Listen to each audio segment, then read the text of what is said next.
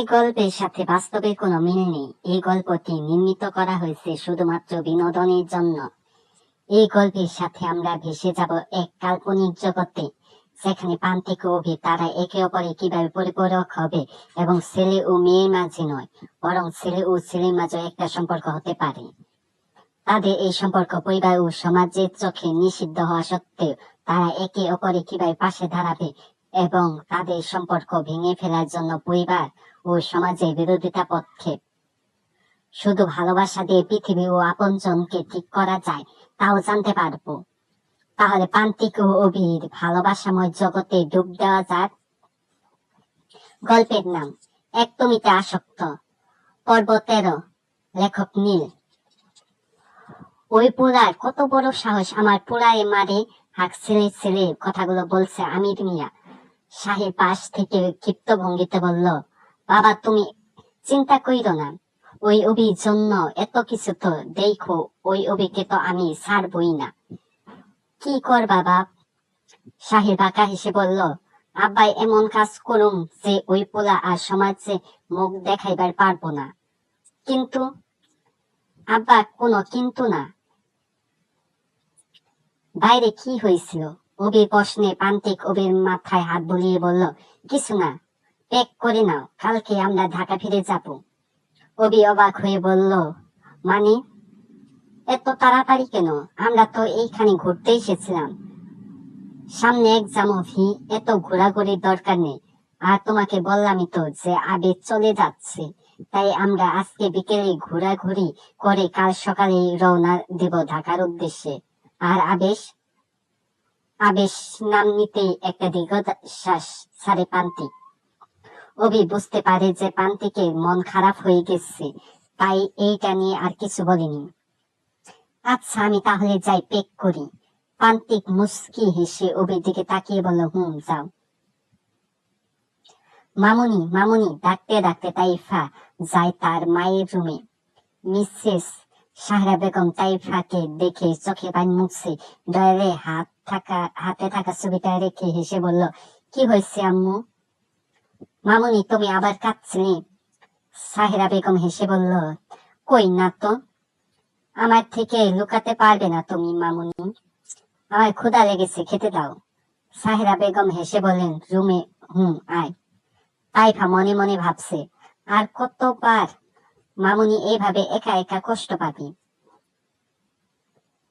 অভি যেতে প্রান্তিকের ফোনে টুং টাং শব্দ বেজে উঠল পকেট থেকে ফোনটা বের করে দেখলো শৈবাল নামটা ভাবছে।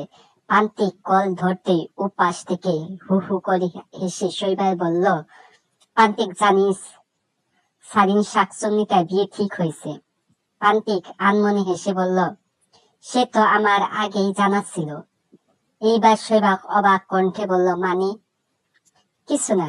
আচ্ছা শোন, আমি কাল বেক করছি ঢাকায়, তখন সব বলবো। এখন রাখি। কলটা কেটে প্রান্তিক পা বাড়ায় আবেশের কাছে। কি রে পিয়ন্তি, কাপড় চোপড় গুছাচ্ছিস না কেন? ট্রলিতে কাপড় রাখতে রাখতে পিয়ন্তির দিকে চেয়ে আছে অভি উত্তরের আশায়, কিন্তু পিয়ন্তির কোনো হেলদোল নেই। পিয়ন্তির মুখে স্পর্শ মন খারাপের ছায়া। অভি পিয়ন্তির কাছে গিয়ে পিয়ন্তির কাঁধে হাত রেখে আদুরে কণ্ঠে বলল, কি রে পিয়ন, তোর মন খারাপ? কি হয়েছে তোর? কখন থেকে দেখছি চুপচাপ। পিয়ন্তি জোরপূর্বক হেসে বলল, না রে, আমি ঠিক আছি, ঘুম পাচ্ছে, আমি যাই বিছানায় শুয়ে পড়ি। পিয়ন্তি যেতে অভি মনে মনে বিলাপ করছে, হাসি খুশি মেয়েটা হঠাৎ কি হলো। আবেশ, আরেকবার ভালোভাবে ভেবে দেখ। আমি ভেবেই ডিসাইড নিয়েছি প্রান্তিক, সারিনের বিয়ে ঠিক হয়ে গেছে। প্রান্তিকের কথা শুনে অবাক হয়ে আবেশ বলল, কি? ঠিকই বলছি। কিন্তু প্রান্তিক, আমি যতটুকু জানি সাইনের বাবা এত তাড়াতাড়ি বিয়ে দেবার মানুষ তো নন। প্রান্তিক ডেভিল ইসমাইল দিয়ে বলল, মেয়ের আর নিজেদের মান সম্মান বাঁচাতে তো এমনটা করারই ছিল। মানে? প্রান্তিক বিছানায় বসে আবেশের কাঁধে হাত রেখে বলল, ইস্তিয়াককে চিনিস? ওই তো আমাদের বেচেলি ছিল না। ওই ইস্তিয়াকি। ইশতিয়াকের সাথে সারিন কোথা থেকে আসলো? প্রান্তিক হেসে বলল, ওইটাই তো ব্যাপার। ইশতিয়াকের সাথে সারিনের শারীরিক সম্পর্ক ছিল। আবেশ অবিশ্বাস্য চোখে বলল, কি? হুম। তো সারিনের এই সম্পর্ক আমি জেনে চাই। তাই সারিনের সাথে ঘনিষ্ঠ অবস্থায় একটা ভিডিও পাঠায় আমাকে একজন, আর ওইটা আমি সারিনের বাবা আর ইশতিয়াকের বাবাকে পাঠাই। এছাড়া কিছু করার ছিল না আমার, কারণ সারিন প্রেগনেন্ট। আবেশ প্রান্তিকের কথা শুনে অবাকের শেষ পর্যায়ে। তা অতি কষ্টে কথাগুলো হজম করে নিয়ে বলল, অথচ লোককে দেখাতে সারিন তোর পিছে ঘুর ঘুর করত। প্রান্তিক শব্দ করে হেসে বলল, লোক দেখানো নয়, আবেগ। তাইফা কলেজ থেকে এসে বাসায় তন্ন তন্ন করে একটা অ্যালবাম খুঁজছে, কিন্তু সে পাচ্ছেই না। তাইফা হঠাৎ মনে হলো যে তার মায়ের পার্সোনাল আলমারিতে থাকবে বোধ হয়। তাইফা তড়িঘড়ি করে আলমারির চাবি খুঁজতে লাগলো। অবশেষে বালিশের নিচে পেল। মুখে অস্ফুট স্বরে বেরিয়ে এলো, থ্যাঙ্ক গড। তাইফা আলমারি খুলতে সবকিছু নাড়িয়ে অ্যালবামটা খুঁজলো। হঠাৎ চোখ যায় লাল পট্টি বাঁধা একটা কাপড়ে। কাপড় না, ঠিক বলতে গেলে একটা ব্যাগ। তাইফা ব্যাগ খুলতেই দেখলো কাঙ্ক্ষিত জিনিসটি। তাইফা অ্যালবামে থাকা প্রত্যেকটা মানুষের ছবিতে হাতিয়ে হাতিয়ে বলল, কত সুন্দর ছিল পরিবারটা। এইভাবে না ভাঙলেও তো পারত।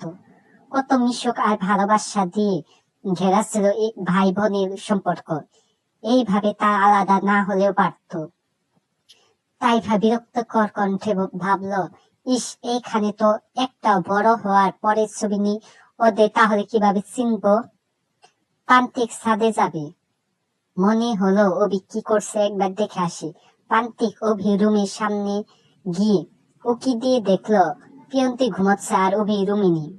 প্রান্তিক রুমে যাওয়ার জন্য পা বাড়াবে, হঠাৎ দেখলো অভি ওয়াশরুম থেকে ভেজা সদ্য চুল ঝাড়তে ঝাড়তে বের হচ্ছে। মুখে পানির শিশি, চুল বেয়ে টুপ টুপ করে পিছে পানি পড়ছে, যার ফলে জামাটা ভিজে কিছুটা লেপটে গেছে। এই যেন এক কেশ ভর্তি প্রান্তিক আনমনে হেসে অস্পষ্ট বলল, মাশাআল্লাহ। আজ এই পর্যন্ত। পরবর্তী পর্ব শোনার জন্য আমার চ্যানেলটি অবশ্যই সাবস্ক্রাইব করে রাখবেন, লাইক করবেন, কমেন্ট করবেন, বেশি বেশি শেয়ার করবেন। আর কম সাবস্ক্রাইবার হওয়ার কারণে আমার চ্যানেলে নোটিফিকেশন এসেছে। আমার চ্যানেলটি আপনার অনেক বেশি সাবস্ক্রাইব করে আমার পাশে থাকবেন। ধন্যবাদ।